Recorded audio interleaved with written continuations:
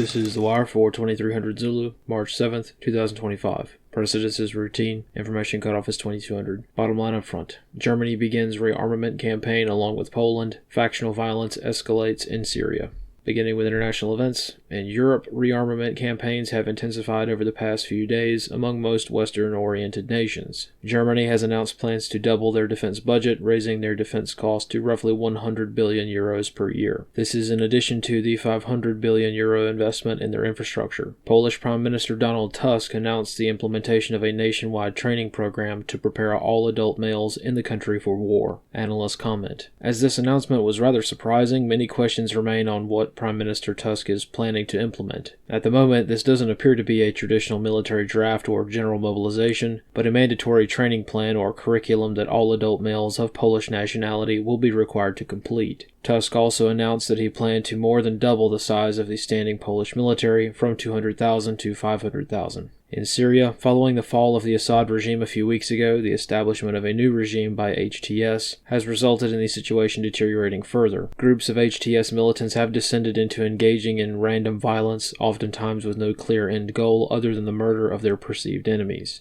Analyst comments for this wire. In Syria, the situation remains fairly complicated. However, right now the extreme levels of violence can mostly be summed up as the new HTS regime eradicating their enemies or anyone that challenges their rule. Some anti-HTS social media accounts have indicated that the Alawite community is being ethnically cleansed from Syria, with much evidence supporting the mass execution of primarily Alawite communities. However, as usual in the Middle East, much investigative effort will be required to verify the details as claimed on social media. What is abundantly clear, however, is that many people are being systemically murdered en masse by the HTS regime in Syria, mostly in the form of mob violence, which is becoming increasingly more organized and deliberate. Other points of consideration are the steadily increasing border incursions from neighboring nations. As a reminder, both Israel and Turkey openly invaded Syria during the collapse of the Assad regime, taking advantage of the chaos of the HTS advance. Though details are impossible to verify with any veracity, some data from Israeli sources suggests that the IDF has consolidated a substantial border expansion into Syria, which in some cases may be dozens of miles. Likewise, in the north, the Turkish incursion continues.